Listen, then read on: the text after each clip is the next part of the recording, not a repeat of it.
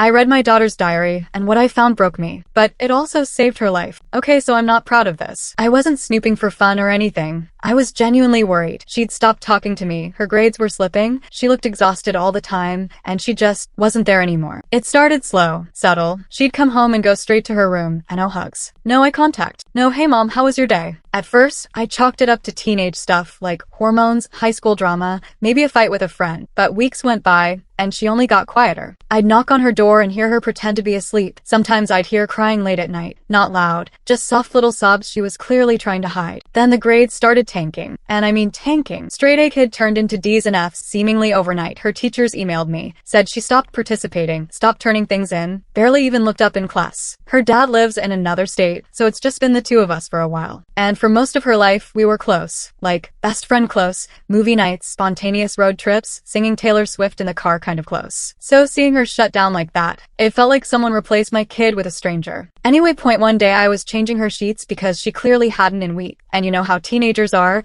and when I lifted the mattress, I saw it. A notebook, black spiral bound, beat up, covered in little doodles that I knew exactly what it was. I held it for a long time that I told myself not to open it, told myself that even thinking about it was a violation of her privacy. But I couldn't stop wondering, what if there's something in here I need to know? What if she's in trouble? What if this is the only way I can help her? I was really worried about all the changes. Something was definitely happening. I needed to know. So yeah, I opened it. First few pages were super innocent. She wrote about her classes, which teachers she liked, the ones she thought were annoying. Then some crush stuff, little hearts around initials. Lists of things she wanted in a boyfriend, which adorable. I smiled a little, but then I got to the pages from January, and my stomach turned to concrete. She wrote, he walked by me in the hallway again. I could feel my whole body tense up. I wish I could disappear when I see him. I hate that I freeze. I hate that I smile like it's fine. I paused. Who is he? I kept reading. He said I was pretty again, that my jeans looked good on me. I didn't say anything, just laughed because I didn't know what else to do. My chest tightened. I don't want to go to chem class anymore. I sit in the back now, but he still finds a way to talk to me. I told him I had a boyfriend. He laughed, said, that's cute, but I'm not worried. It was about her teacher, Mr. Blake, 32 years old, married, taught chemistry and coached soccer. I had met him at parent-teacher night. He was charming, polite, made some joke about how hard it is to keep up with the cool kids. I remember smiling at that creep. I turned the page and read more. He asked if I wanted extra credit help after school. I told him no. He said it wasn't about that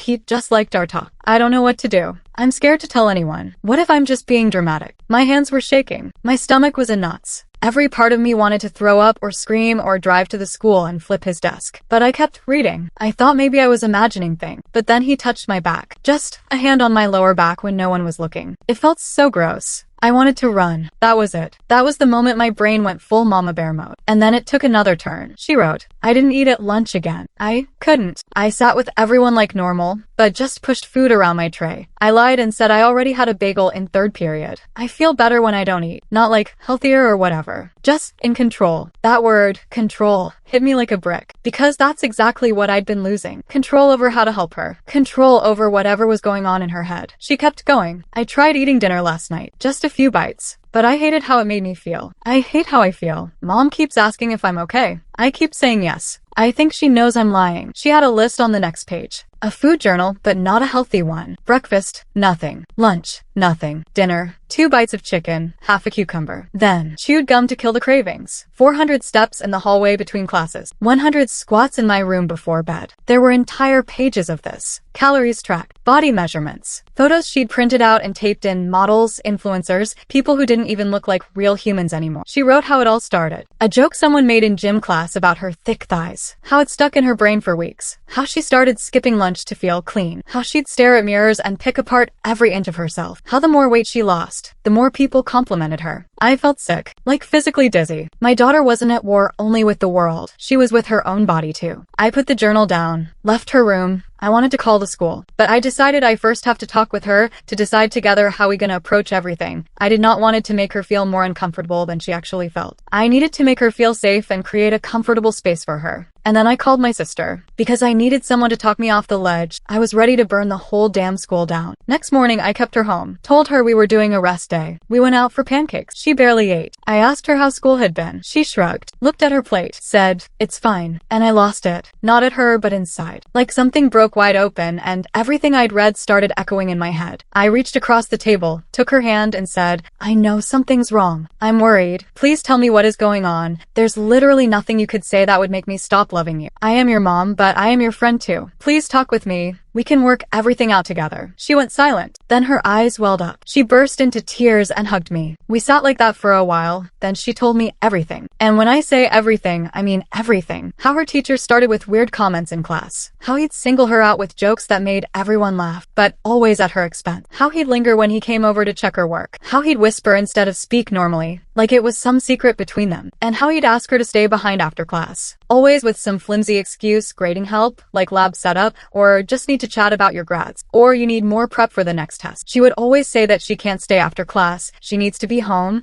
and that she will handle the test. She said he never touched her in a way, but he made her feel uncomfortable and like she was imagining it all. Like she was the problem and she was just overthinking. Then she said something that broke me in half. "I didn't want to tell you because I didn't want to disappoint you." I asked her, "Why would you think that?" And she said, "Because I thought that maybe I let it happen. Maybe I gave the wrong signals. Or maybe I just wasn't strong enough to stop it." God, I don't think I've ever felt so much fury and heartbreak in the same breath. My daughter, the brightest, kindest soul I know, was carrying all this guilt that didn't belong to her. We sat there for what felt like hours. We both cried. I kept saying, "You did nothing wrong. Nothing. This is not your fault." After we got home, I asked her if she'd be okay with us taking some steps together. She nodded. That night, I barely slept. I emailed the school board, the principal, every relevant contact I could find on the district website. I didn't tell them everything, not yet. I just said there was a serious concern about a staff member and I wanted an in-person meeting, immediately. I used words like boundary violations and student safety. They responded at 6:37 a.m. asking if I could come in that day.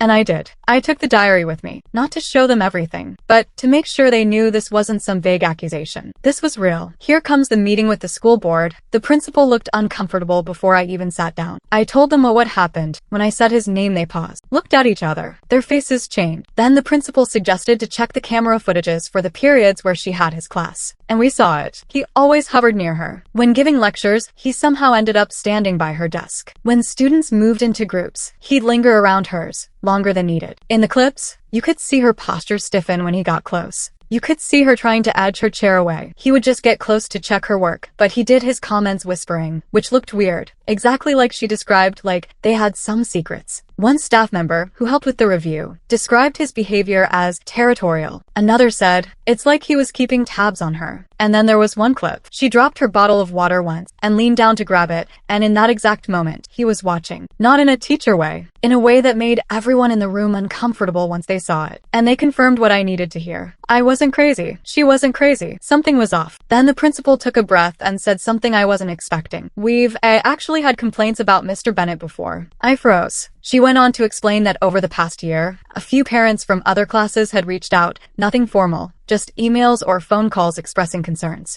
Things like, he makes my daughter uncomfortable. He's too familiar with certain students. But there had never been any real evidence. Nothing concrete enough to escalate. Just patterns, gut feelings, whispers. Until now, the principal said, gesturing toward the screen, this is different. Because this time, it isn't just suspicion. It's visible, repeated complaints and weird behavior. And when paired with what my daughter wrote in her diary, it painted a disturbing, deliberate pattern. The room fell silent for a moment. Then someone from the district office said, we're going to call the police. They didn't ask for permission. They didn't hedge or soften it. They knew. This wasn't just a school issue anymore. This was something bigger. And finally, someone was going to do something about it. They didn't wait. They called right there in the room. The principal stepped out to speak with the officer on duty. We put the video clips into a folder, made copies of the diary pages. It felt surreal, like I was watching it happen from outside my own body. But I also felt relief. Relief that someone believed us. That someone was finally going to do something. When police came and heard what we had to say, the officer said, we're going to be launching a full investigation. Given the number of complaints we had about him, and now this, it's clear this isn't just a one-off situation. I asked her what she meant, and that's when he admitted there were more. More families. More girls. Different classes, different years. Some complaints had been brushed off. Others never followed up. Some were buried in vague conduct concerns in staff files. But now, Now that they had multiple reports and video footages, they were done tiptoeing around it. They said they had enough evidence now. The principal said that she can skip his class until the case is solved. I drove home in a daze, hands shaking on the wheel, heart racing with a mix of fury and exhaustion. When I walked in, she was curled up on the couch with a blanket around her shoulders.